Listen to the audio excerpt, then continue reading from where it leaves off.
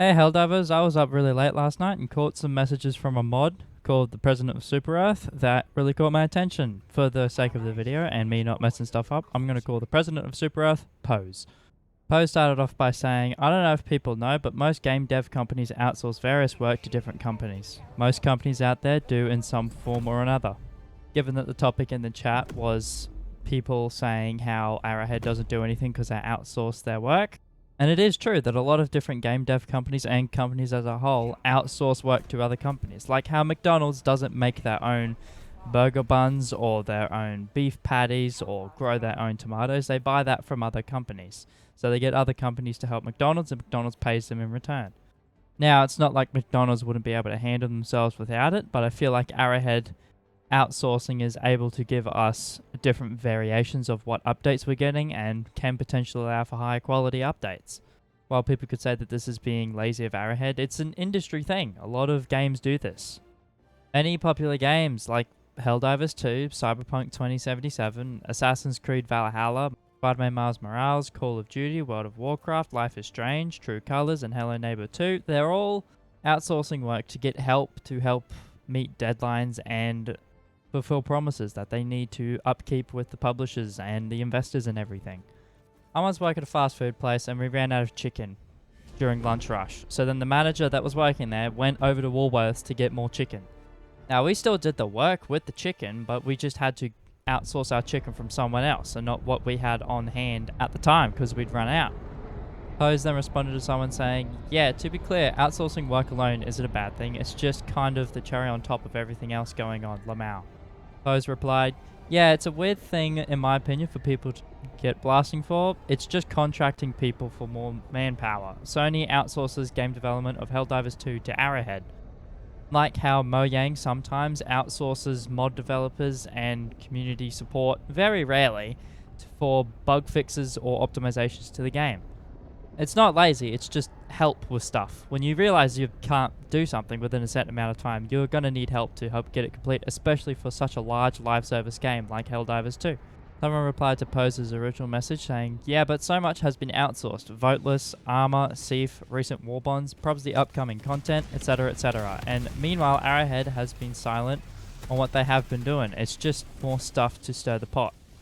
Pose responded saying, they don't need to tell everyone everything they're doing. I don't know why people expect a statement here, a comment there, a roadmap, etc. And I get the community outpour with this. I get that it is frustrating, seemingly Arrowhead not saying anything they're doing, except in the patch notes or any progress updates or anything in between the updates. But I also feel like it's Arrowhead's judgment on what they want to reveal and not reveal, like with the Warbond updates, we get a teaser of what they've been working on or what other companies have been working on for them when they update the game. And when a Warbond comes out, there's also bug fixes and performance improvements and new enemies and stuff. Modeling, animation working, game mechanics adding, weapon balancing. I get having a roadmap would be nice, but I feel like for Helldivers 2 that would also spoil some things that were coming up. Someone warned Pose of getting documented on, and, well, here it is. Pose responded to someone saying that it looks simple from the outside of what Arrowhead is doing and that they aren't as busy anymore, saying that from the outside it all seems simple, but there will be reasons. Personally, I think it's because it's a live service game. That, of course, it's never going to be straightforward or simple, especially with the type of game Helldivers is. When it constantly changes and they have to adjust timescales and story, I think that much is clear. I'm not a game dev, just a source engine mapper lol, so I don't know the inner workings either. And I also feel like a lot of people assume it should be simpler for a game studio, when, for especially live service games, it's much more complicated than it might seem. From my extremely limited game development where I attempted to make a first-person shooter in Unity, it was really hard, just for in Unity, and Unity's got documentation. I just couldn't grasp how to do it properly, or what the coding was like, or how to do the type of movement I wanted, and it was very complicated. And when I'd been working on something for a week, and then it ended up not working at all because it was in the wrong Unity version, then I had to scratch all that and go back to work on something else. And I feel like Arrowhead might be running into that as well, because they're using an old game engine that might not be compatible with modern hardware, or when they're working on a new mechanic, like adding customization of weapons to exosuits, then they break exosuits entirely. We don't know what the situation is behind closed doors, and frankly, I don't think Arrowhead needs to open them up either. Another message about how I'm making a video on this. Thank you, Pose. I feel like Poe's brought up a very good point here. What people want and what they get are never going to meet up sometimes. It is what it is. I wish I knew more than you guys. I really don't, lol. I find out a lot of stuff that happened from the community. And this is also an idea I keep in my mind too. I have a direction I want the game to go. I want there to be big explosions and powerful enemies, and for the Helldivers to be more powerful so I can live longer, and so there'll be more exciting explosions. But that's not the way that Helldivers goes, and I'm fine with that. Because by me trying to expect Helldivers to go a certain way, then I can't find it enjoyable. Because I'm always expecting more, I'm always expecting better, I'm always expecting that I'm going to be the most advantageous, when in the realism of Helldivers, I'm not. I'm just a smart, glorified ape fighting alien species, and I'm most likely going to die.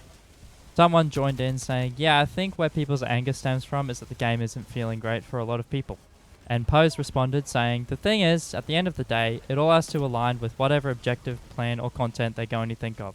Like if they say, we are making a warbond around X, but want Team 1 making the armor, Team 2 making the capes, Team 3 making the vehicle skins, and they have to align these concept arts with approved from Team 4. That's how I imagine it goes, but honestly I have no idea. And probably that's realistically how it goes.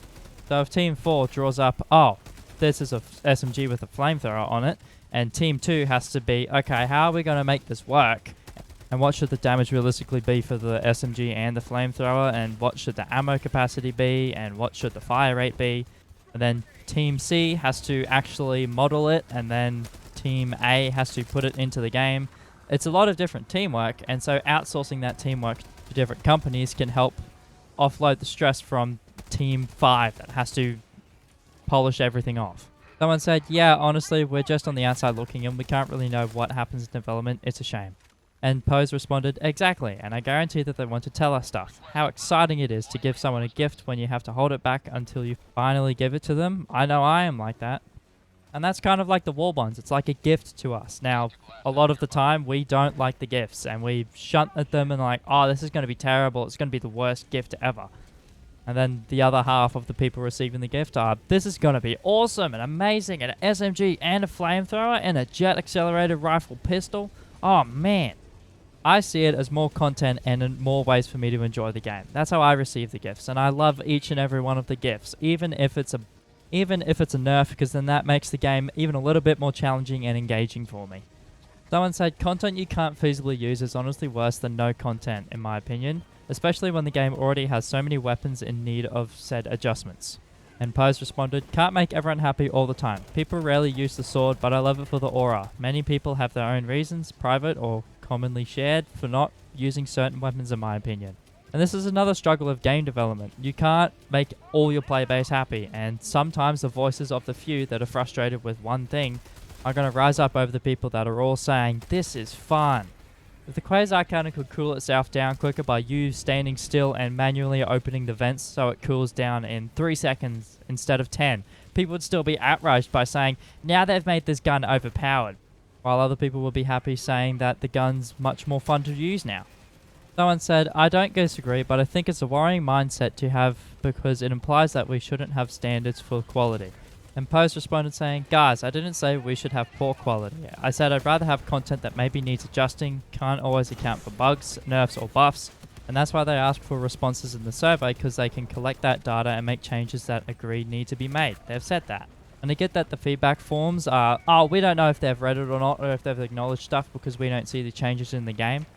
But I can attest that Arrowhead does read their community feedback in those forms that they send out, because I've submitted bug reports for going through rocks that don't have the correct collision, and I've got responses saying that they're looking into it and they're working on it, which to me is enough, because I can't really do much more. And by hating on the fact that, oh, I didn't get a guarantee that it's going to work, doesn't make me feel satisfied at all. It makes me feel like I'm hating on getting help. Someone said, I also use the sword, so we're in the same boat. However, I say that you can use a bad weapon on purpose and still acknowledge that the experience would be better if the weapon was better. And Pose responded saying, there are adjustments even I would like changed, but they can only do so much too.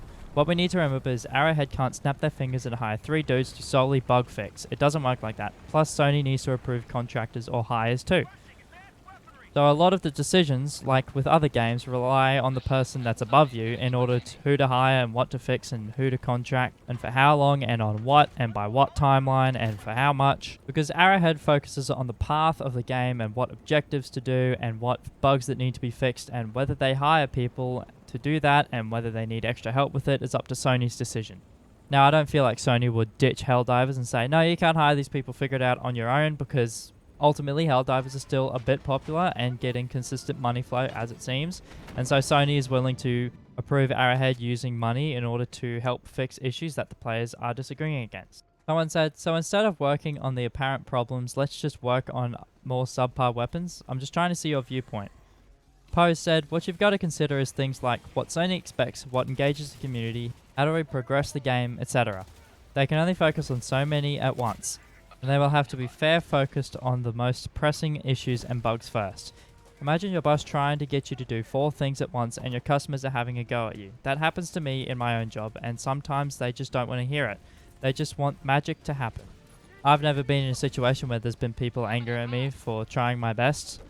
But I could also see how that could be applied to Arrowhead. No matter what Arrowhead does, there's always backlash on it. And it's got to be demotivating for the developers and programmers and coders and bug fixers thinking that even if we fix this or if we do this thing that they're saying, someone else is going to get mad at it. Someone responded to a post saying, it's a pretty easy choice. Fix bugs first. New content is just straight up worthless if the game is broken to a point you can't play. Then you make new content. Players can wait a bit longer in the name of a healthy working game. Pose replied saying, fix bugs is a wide brush. If they do that, they might not push content quick enough and then the community will be upset. If I remember correctly, they actually delayed War Bonds by 1 month to help with that. It was a couple of years ago now. And Arrowhead did do that, quite recently actually. Arrowhead announced that there would be a delay for the Redacted Regiment War Bond in Helldivers 2 after discovering a key issue during final testing aimed at addressing bugs and ensuring a higher standard of quality for the Redacted Regiment War Bond ahead of the commando missions. So while Arrowhead does push back content in order to fix critical bugs to upcoming content, I feel like people are outraged that there isn't more bug fixes that are being done over new content. But if there's no new content, that's not going to attract players to find the new bugs and to help fix them by reporting them. And that's going to be less traffic, so there's going to be less interest in Helldivers 2, and it's going to slowly die out. Arrowhead has to maintain the upkeep of content while also keeping the game functional. And keeping the game functional and not working perfectly fine with everything, I think is what Arrowhead is trying to aim at, while also bringing in new content to keep current and new players excited for Helldivers 2. Someone said, I'm understanding now. Sony expects more content. It does make sense that companies just want to see progress and not perfection. And Pose said, yeah, because if you were around for Station 81, it had to not only be presented to Arrowhead, but to Sony. Sony had to approve of that and give them deadlines. They don't work to their own pace. They work to the owners, CEO, directors, etc. Which is interesting and also kind of disappointing, because I feel like Arrowhead should have more control over their own game. While I get Sony owns them and is helping publish the game, I feel like CEOs don't really get the aspect of where Helldivers is going. And the CEOs of Sony and the directors of Sony may have never even played Helldivers 2 at all. They played it at launch or in the alpha testing and went, yep, that's good. Now we're going to judge everything you do for the rest of the game's course, which I find extremely unfair. Someone brought up the outsourcing again, saying, yeah, they didn't really say much, but they must have had some breakthroughs because they fixed the Ashawn bugs and shaved 100 gigabytes off the game and did optimizations to fix crashing. And Post responded with saying, but you see, because of things like that, people see that and go, wow, you can't do that all the time. But realistically, this probably took months to do just certain tasks. Because shaving off that 100 gigabytes might mean that they have to do a different way of exporting the game or playtesting it.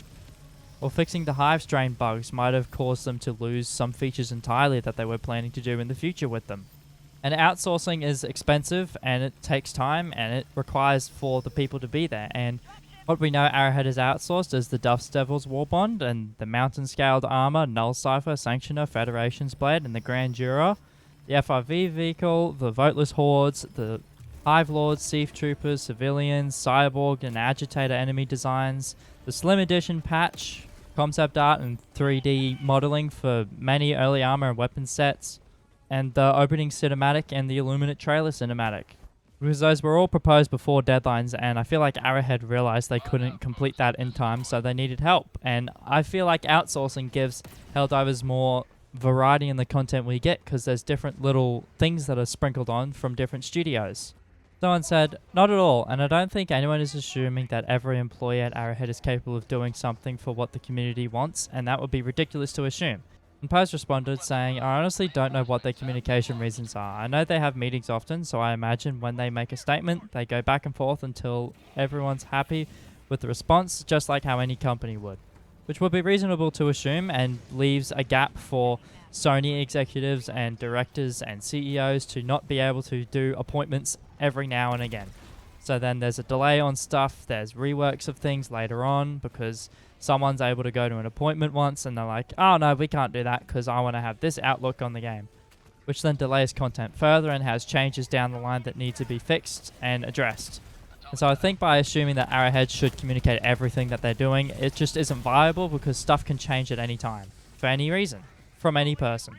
Someone said, the absence of communication is sending the message that they don't give a shit about us, and it doesn't matter because the game will keep printing money for them. And Pose said, I can safely say that's not true. And I feel like if that was true, then it would be very apparent to everyone that Arrowhead doesn't care because they wouldn't put out major orders or give proper communication to anyone, and that they'd stop getting funding and start dialing back everything because Sony would realize you don't give a shit about this game, so we're not going to keep funding it. A money printer only works if it's supplied with power, and Sony is giving the money printer power. And if they're just taking the money from the printer and not upgrading it, they're not going to get better money. Someone brought up that Arrowhead doesn't read the tickets that are given because Arrowhead doesn't enact every single ticket into the game, and Pose said that they read all the tickets, which they really do, as I said before. And this person's sharing their story saying, I will back this up, however. From everything I've seen and my own personal experience, as well as Zendesk overall, is handled very well, and Kayla is putting in some real work down there. Because frankly, without the player feedback and without Zendesk, the game will be completely different. From the early feedback in the early days, doing the foundation for how the Terminids are today, and the initial feedback on the Illuminate, and dialing back the Overseers, everyone would be much more outraged over everything, because if they didn't read the Zendesk tickets, the game would be much more impossible and more difficult than it already is. And so by people assuming that Arrowhead doesn't read the tickets and saying that just because they didn't put in my thing, they don't read all of them, they do. It's literally their job to read all the tickets. There's a whole team X dedicated to reading the tickets, and Arrowhead can't go through all of them and contract someone and enacting all the tickets because that's just not feasible within a set amount of time. And the way that Arrowhead interprets a ticket and the way that someone else contracted interprets a ticket, it's just not likely that it'll be fixed properly. And even for the dumb tickets where people are saying, my undemocratic goldfish didn't eat his fish food, and them responding to that proves that they read all the tickets. So yeah, that's a conclusion of the President of Super Earth moderators' messages that they sent last night. And a little bit of my opinions as well in there. If you have disagreements or stuff you want to bring up, comment them down below and have a discussion about it. I feel like the only way for the community to completely agree on something or understand something entirely is that if we all talk about it. And by commenting, you can start that conversation. If you've got a different opinion to someone, feel free to share it. And as always, thank you for watching, and I'll see you all in the next video.